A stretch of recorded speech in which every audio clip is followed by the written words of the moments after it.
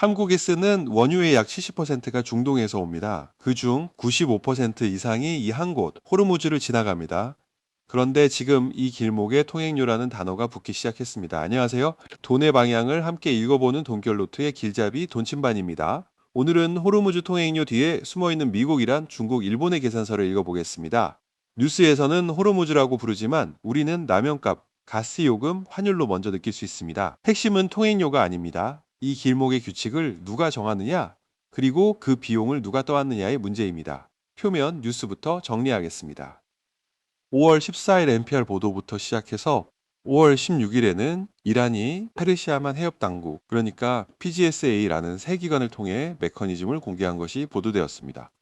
5월 21일에는 초대형 유조선 한 척당 최대 200만 달러를 요구한다는 보도가 등장했고, 5월 25일에는 이란 외교부가 통행료라는 표현 대신 항행 서비스 비용이라는 용어로 정리하는 흐름이 이어졌습니다. 그리고 5월 30일 미 재무부가 결제 여부와 무관하게 미국인이 이란의 안전통항 서비스를 수령하는 행위 자체를 금지하는 공식화로 정면 충돌까지 갔습니다. 여기서 헷갈리시면 안 되는 한 가지가 있습니다. 호르무즈는 그냥 바닷길 하나가 아닙니다. 원유, 물류, 보험, 그리고 환율까지 한 줄에 묶여있는 구조예요. 길목 하나가 흔들리면 네 가지가 같이 흔들릴 수 있다는 뜻입니다. 그래서 이 이야기는 단순한 기름값 뉴스로 끝낼 수 없습니다. 표면 뉴스 뒤를 한층 더 들어가야 합니다. 자, 그럼 이란부터 보겠습니다. 이란이 원하는 건 통행료 수입만이 아닙니다. 진짜 원하는 건 이 길은 내 허락 없이는 못 지나간다는 인정입니다. 이란 외교부는 통행료라는 단어를 명확히 부정하고 항행 서비스 비용이라는 용어로 바꿔 정리했습니다. 단어 하나 바꾼 것 같아 보이지만 의미가 다릅니다. 통행료는 통과세 같은 거라 국제법상 분쟁이 큰 표현이에요. 항행 서비스 비용은 우리가 안전, 환경, 항행 같은 서비스를 제공했으니 그 비용을 받는다는 명목으로 옷을 갈아입힌 표현으로 볼 수 있습니다. 쉽게 말해 길 위에 톨게이트 운영권을 자기 손에 쥐려는 시도로 볼 수 있습니다. 여기에 5월 19일 이란이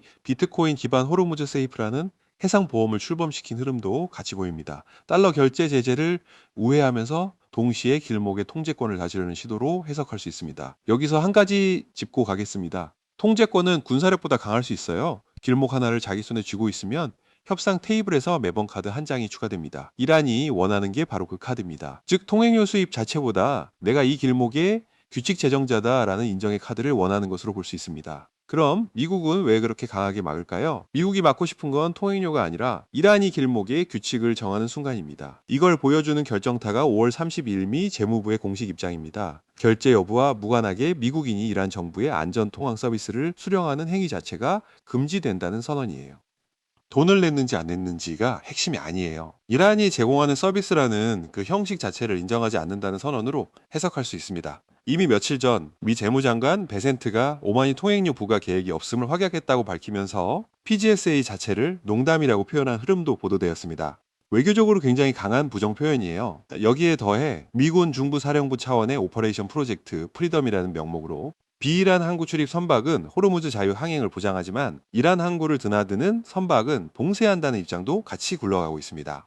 미국 입장에서 호르무즈 한 곳을 인정해주면 다음 차례는 어디일까요? 동남아의 말라카 해협 홍해 입구의 바브엘 만데브, 그리고 수에즈 운하 같은 다른 바닷길 병목들에도 병목 보유국이 규칙을 정한다는 선례가 번질 수 있습니다. 여기서 멈추면 미국과 이란 두 나라 이야기입니다. 그런데 같은 시각 중국과 일본의 계산기는 또 다르게 돌아가고 있습니다. 중국은 호르무즈가 막히는 건 싫습니다. 하지만 미국이 호르무즈에 묶이는 건 싫지만은 않을 수 있습니다. 먼저 사실부터 보겠습니다. 중국 원유 수입의 약 45%가 호르무즈를 거칩니다. 호르무즈가 완전히 막히면 자국 원유 수입의 절반 가까이가 묶이는 구조예요. 그래서 공식 입장은 봉쇄에 반대입니다. 그런데 동시에 다른 행동도 같이 보입니다. 약 14억 배럴 수준의 비축유를 쌓아두고 있고 약 27%의 내수 원유 생산 기반도 있습니다. 5월 15일시 MBC 보도에 따르면 미국과 중국이 모두 비축유 방출과 미국산 원유 수입 확대로 단기 유가 충격을 흡수하는 흐름이라는 분석도 같이 나왔습니다. 단기 충격은 어느 정도 흡수할 수 있는 구조라는 뜻이에요. 여기에 한 가지 변수가 더 있습니다. 미국이 중동의 군사력, 외교력, 그리고 예산을 웃기고 있는 상태입니다. 미국이 중동에 깊이 들어갈수록 동아시아와 남중국 해 쪽에서는 미국의 압력이 분산되는 효과로 작용할 수 있어요. 그래서 중국의 계산은 두 줄로 정리할 수 있습니다. 호르무즈 봉쇄는 반대한다. 그러나 미국이 호르무즈에 묶이는 흐름은 굳이 빠르게 깨주지 않는다. 쉽게 말해 두 가지 계산기를 동시에 두드리는 셈입니다.